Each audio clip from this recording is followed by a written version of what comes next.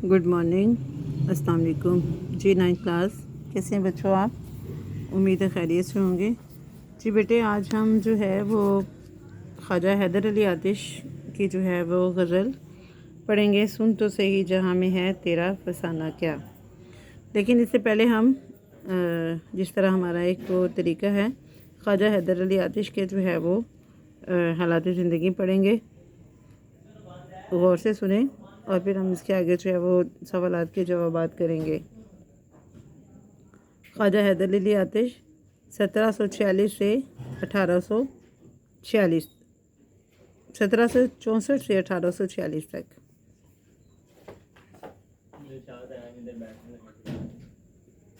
जी।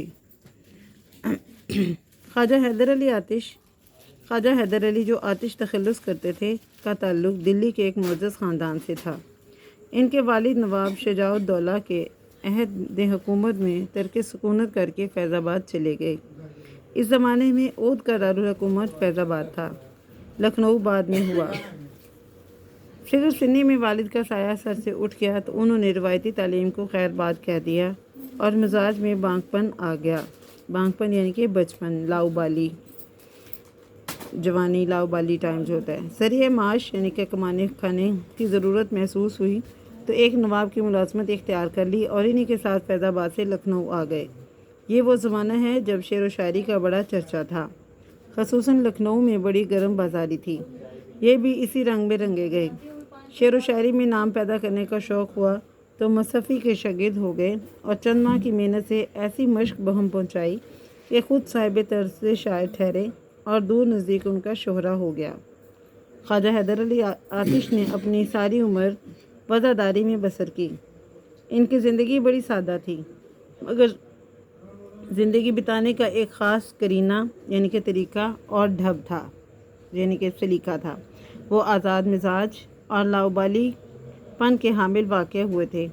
हमेशा सिपाहियाना वज़ाकता में रहते थे। सिपाहियाना यानी कि ये सिपाही जो है वो अपनी शक्ल सूरत और अपने जो है ना अपने आप को बनाए रखते थे और बांगपन के साथ म्यान में तलवार बांधे रखते थे, यानी कि अपने साथ एक तलवार जो है वो म्यान में डालकर घूमते थे। यहाँ तक कि मुशायरों में भी तलवार बांध कर जाते थे। कनात पसंद ऐसे थे कि कभी किसी नवाब या अमीर की खुशामद नहीं की, बल्कि उनके शागिर्द जिनकी तादाद काफ़ी थी कभी कभी उनके साथ सलूक करते थे, यानी कि रकमी मदद कर दिया करते थे। ये वो ज़माना है जब शेर व शायरी के हवाले से लखनऊ दो तबकों में बटा हुआ था। एक तबका जानिबदाराने नासिक का था, नासिक ये भी एक शायर है, और दूसरा तबका जानिबदाराने आतिश का। इनके आपस में मुकाबले होते रहते थे जिनसे उर्दू शायरी को ये फ़ायदा पहुंचा कि दोनों उस्तादान फ़न मुकाबला के ख्याल से तबीयत पर जोर देकर शेर कहते थे और इनकी लतीफ़ पैराए में नोक झोंक भी होती रहती थी, बगैर तहज़ीब के दायरे से कभी बाहर ना निकलते थे। जैसा कि आतिश की शामिल किताब मरूफ गज़ल के मक्ता का इशारा भी इमाम बख्श नासिक की जानिब है। मक्ता, ये कल मैंने आपको बताया था कि मक्ता का जो है वो मायने ये है कि गज़ल का आखिरी शेर जिसमें शायर अपना तखल्लुस इस्तेमाल करे मक्ता कहलाता है। यहाँ देखें, यूँ मुदई हसद से न दे दाद तो न दे, आतिश गज़ल ये तूने कही आशकाना क्या। या देखिए अब यहाँ आतिश ने अपना जो है वो तखल्लुस इस्तेमाल किया है, इसलिए ये मक्ता है जी। आगे है इसकी गज़ल, इसको हम आज हम इसकी रीडिंग करेंगे। अपनी पेंसिल जो है वो हाथ में रखें। जो आपको मुश्किल लफ्ज़ लगे आपने उसका जो है वो मीनिंग आपने लिखना है। सुन तो सही जहाँ में है तेरा फसाना क्या, कहती है तुझको खल्के खुदा गायबाना क्या। गायबाना यानी कि गैर हाजिर होने में।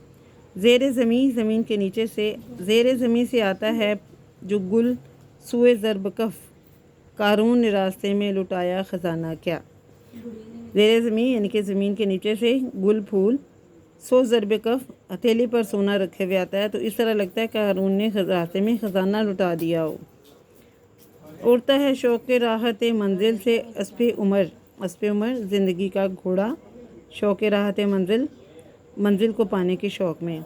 महमीज़ कहते हैं किसे और ताज़ियाना क्या, महमीज़ कहते हैं किसे और ताज़ियाना क्या, कि जो है कहते हैं कि अच्छी तरीके से ये एड़ी लगाए या इस पर ये जो कोड़े बसाए जाएं।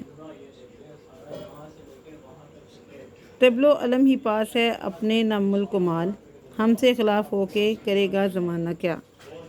یعنی کہ طبل ڈھول اور علم جھنڈا، کہ ہمارے پاس ڈھول اور جھنڈے کے علاوہ نہ ہمارے پاس کوئی مملکت ہے، نہ ہی ہمارے پاس کوئی مال ہے، اس لیے زمانہ ہمارے خلاف ہو کر کیا کرے گا۔ بتاب ہے کمال ہمارا دل حزین، مہمان سرائے جسم کا ہوگا روانہ کیا۔ یعنی کہ بتاب بے چین ہے ہمارا غمگین دل، اور ہمارا دل جو ہے وہ اس کا مہمان ہو کر اور کیا کرے گا۔ یوں مدعی حسد سے نہ دے داد تو نہ دے، آتش غزل یہ تو نے کہی آشکانہ کیا۔ مدعی دعوے دار، اور داد دینا واہ واہ کرنا، تعریف کرنا، ٹھیک ہے۔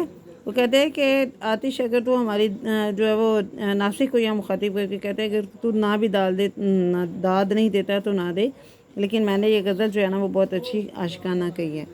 جی بیٹا یہ آپ نے اس کی اچھے طریقے سے ریڈنگ کرنی ہے اور اس کے الفاظ کے معنی جو وہ آپ نے لکھنے ہیں۔ اسی طرح میں نے آپ کے ساتھ یہ جو ہے خواجہ حیدر علی آتش، میں نے اس کے شاعر کے حالات زندگی پہ یہ میں نے 5 کوسچن بنائے، ان کو غور سے دیکھیں۔ آپ نے یہ کوسچن اور ان کے آنسر جو ہیں وہ آپ نے اس کے حالات زندگی سے ڈھونڈ کے آپ نے لکھنے ہیں۔ پہلا سوال ہے خواجہ حیدر علی آتش کب پیدا ہوئے؟ دوسرا سوال ہے خواجہ حیدر علی آتش کا تعلق کس خاندان سے تھا؟ سوال نمبر 3 ہے شعر و شاعری میں کس کی شاگردی اختیار کی؟ نمبر 4 ہے لکھنؤ میں شعر و شاعری کے کون سے 2 طبقے تھے؟ نمبر 5 ہے حیدر علی آتش کی نوک جھوک کس شاعر سے رہتی تھی؟ ابھی میں نے آخری شعر میں آپ کو بتایا ہے کہ خواجہ حیدر علی آتش کی نوک جھوک جو ہے وہ امام بخش ناسخ جو تھا، یہ دیکھیں یہ شاعر، ان کے ساتھ رہتی تھی، ٹھیک ہے۔ یہ آپ نے جو ہے وہ سوالات کے جوابات بھی بیٹا اپنی کاپیز پہ لکھنے ہیں، الفاظ کے معنی بھی لکھنے ہیں۔ کل انشاءاللہ میں آپ کو اس کے اشعار کی تشریح کرواؤں گی۔ God bless you all.